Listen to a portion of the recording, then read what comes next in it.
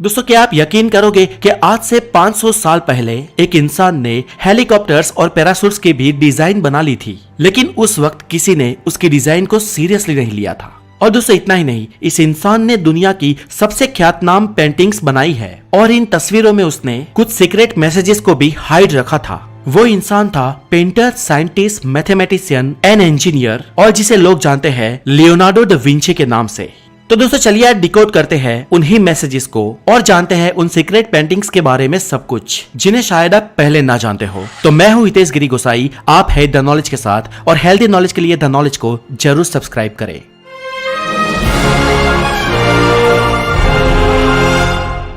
दोस्तों 500 सालों से भी ज्यादा टाइम पहले इटली के एक महान पेंटर लियोनार्डो दा विंची ने एक ऐसी पेंटिंग बनाई थी जो आज भी गूढ़ रहस्य बनी हुई है, जिसका नाम है मोनालिसा। दोस्तों इस पेंटिंग के पीछे के कुछ रहस्य और कुछ सच्चाइयां हैं जो इस पेंटिंग को दुनिया की सबसे गूढ़, रहस्यमय और फेमस पेंटिंग बनाते हैं, जिनमें से एक है मोनालिसा की रहस्यमय मुस्कान, जो अलग अलग एंगल से अलग अलग दिखती है। आप ध्यान से अगर इसे देखोगे तो ये तस्वीर मुस्कुराती हुई दिखाई देती है और अचानक ये मुस्कान फीकी भी पड़ जाती है, और ज्यादा ध्यान से देखने पर यह मुस्कान गायब हो जाती है। इतिहासकार आज भी इस गूढ़ रहस्य पर स्टडी कर रहे हैं कि ये एक कोई डायरेक्ट फोटो नहीं है, फिर भी एक पेंटर आखिर इतनी रहस्यमय तस्वीर बना कैसे सकता है। दोस्तों ये बात जान के आपको हैरानी होगी कि लियोनार्डो दा विंची ने मोनालिसा की इस पेंटिंग को 1503 में बनाना शुरू किया था और उन्होंने इसे 1517 तक बनाया, और उनको इस तस्वीर में सबसे ज्यादा समय मोनालिसा के होठ बनाने में लगा था। मोनालिसा के होठ बनाने में ही लियोनार्डो दा विंची को 12 साल का वक्त लगा था।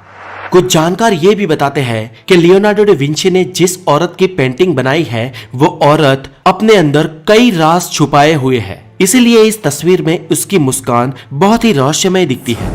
लेकिन दोस्तों कुछ साल पहले इस पे एक डॉक्टर ने बहुत ही विचित्र बयान दिया था। डॉक्टर ने बताया कि मोनालिसा की मुस्कान के पीछे का राज है उसके ऊपरी 2 दांतों का टूटा होना, और इसी वजह से उसके ऊपरी होठ के थोड़े से दबे हुए होने से उसकी ये रहस्यमय मुस्कान बनती है।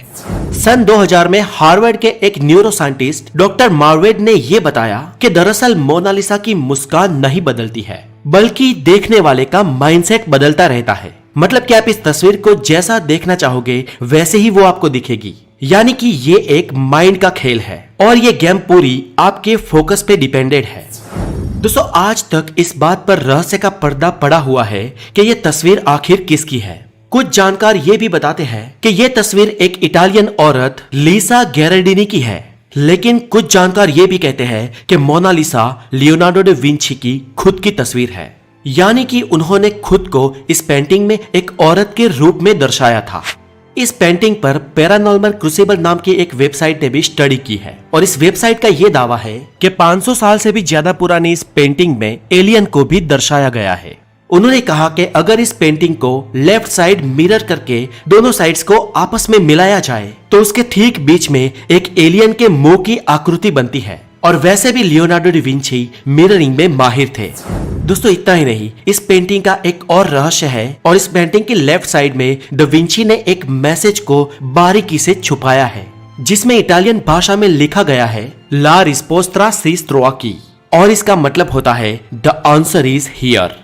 हालांकि दोस्तों इस पर अभी भी रिसर्च जारी है और इस मैसेज के पीछे की सच्चाई अभी तक बाहर नहीं आई है। दोस्तों मोनालिसा दुनिया की सबसे वैल्यूएबल पेंटिंग है, और Guinness book of world record के अनुसार सन 1962 में इसकी वैल्यू $100 मिलियन थी, और 2019 में इसकी कीमत करीब $700 मिलियन के आसपास आंकी गई है। लेकिन फ्रेंच के लॉ के अकॉर्डिंग इसे बेचा और खरीदा नहीं जा सकता। नेक्स्ट इज द लास्ट सबर। दोस्तों सबर का मतलब होता है रात्रि का खाना, और द लास्ट सबर नाम की ये पेंटिंग दुनिया की सबसे ज्यादा स्टडी और रिसर्च की जाने वाली पेंटिंग है। इस पेंटिंग को भी लियोनार्डो दा विंची ने बनाया था। दोस्तों ये पेंटिंग इटली के मिलान शहर के एक कॉन्वेंट में है, जिसका नाम है सेंटा मारिया डेल ग्रेजी। इस पेंटिंग में जीसस को सूली चढ़ाने से पहले उनके 12 शिष्यों के साथ अंतिम भोजन करते हुए दर्शाया गया है। दरअसल ये एक डीप मीनिंग पेंटिंग है। खोजकर्ता कहते हैं कि लियोनार्डो दा विंची ने इस पेंटिंग में उस पल को कैद किया है या उस पल को दर्शाया है जब जीसस अपने शिष्यों को ये बात कहते हैं कि तुम में से एक मेरे साथ दगा करेगा, और ये सुनकर सभी शिष्य अचंभित रह जाते हैं। इतना ही नहीं, इसके आगे लियोनार्डो ने इस पेंटिंग में ये दर्शाया है कि जब जीसस कहते हैं कि तुम में से एक मेरे साथ दगा करेगा, तब उनके एक शिष्य फिलिप पूछते हैं कि प्रभु क्या वो मैं तो नहीं।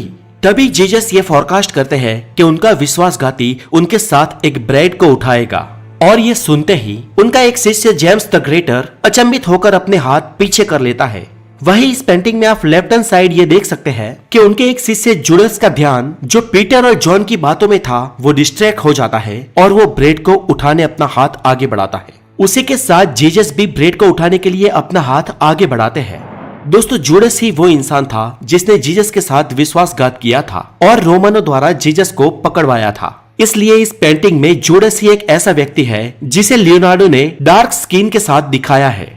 दोस्तों, इन सब बातों को लियोनार्डो डी विंची ने इस पेंटिंग में बहुत ही खूबी के साथ बताया है। लेकिन ये तो हो गया इस पेंटिंग का बैकग्राउंड, पर दोस्तों असल में ये पेंटिंग बहुत ही रहस्यमय है। इसमें लियोनार्डो डी विंची ने बहुत सारे कोड्स, सीक्रेट्स और रहस्यों को छुपाया है। जैसे कि क्रिश्चियंस होली ट्रिनिटी पर विश्वास रखते हैं। वो ये मानते हैं कि परमेश्वर 3 से मिलकर बना है, पिता, पुत्र और होली स्पिरिट। और इसी वजह से लियोनार्डो डी विंची ने इस पेंटिंग में 3 के आंकड़े की तरफ बहुत बार इशारा किया है।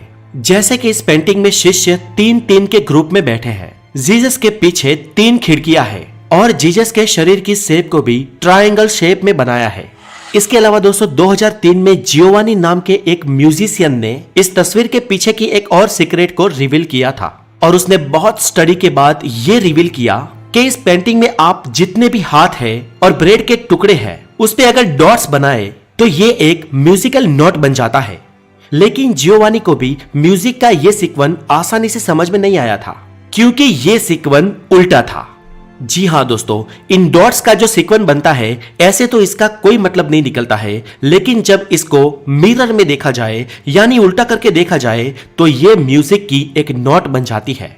और ये बात बताती है कि लियोनार्डो डी विंची एक बहुत बड़ा मिरर इमेज आर्टिस्ट था जो किसी भी वर्ड को, किसी नोट को या किसी पेंटिंग को हूबहू मिरर के फॉर्म में या उल्टा बनाने में माहिर था। अब जब इस सीक्रेट नोट का जियोवानी ने मिरर करके जो सीक्वेंस बनाया वो म्यूजिक की एक फेमस रिदम थी जो कुछ ऐसी सुनाई देती है।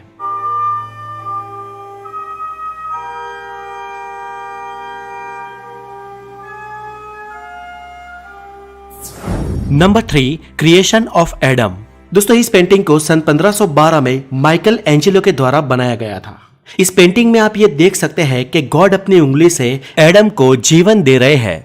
वैसे हम आम इंसानों को ये बस एक खूबसूरत पेंटिंग लग सकती है, लेकिन 1990 में एक अमेरिकन डॉक्टर ने इस पेंटिंग के पीछे के रहस्य को डिकोड किया और गॉड के आगे पीछे बनाई गई आउटलाइंस का अभ्यास किया और तब उन्हें पता चला कि इस पेंटिंग में इंसानी दिमाग को बिल्कुल सही तरीके से दर्शाया गया है। इसमें पिट्यूटरी ग्लैंड, दिमाग के और अवयवों को और स्पिनल कॉर्ड के भी शुरुआती हिस्से को दर्शाया गया है। दोस्तों, आपको जान के हैरानी होगी कि ये इटालियन पेंटर माइकल एंजेलो दरअसल एनाटॉमी के भी स्टूडेंट थे। वो 17 साल की उम्र से ही कब्रिस्तान में दफनाए हुए मुर्दों को निकालकर उनके शरीर पे अध्ययन करते थे और उसीलिए उन्होंने बनाई कई सारी पेंटिंग्स में उनके दिमागी रहस्य बाहर आते हैं। तो दोस्तों, आज के लिए इतना ही। ये वीडियो आपको कैसा लगा मुझे कमेंट करके जरूर बताएं और अगर आप नए हैं तो हेल्दी नॉलेज के लिए द नॉलेज को जरूर सब्सक्राइब करें। बहुत सारा ध्यान रखें। Have a good day, take care.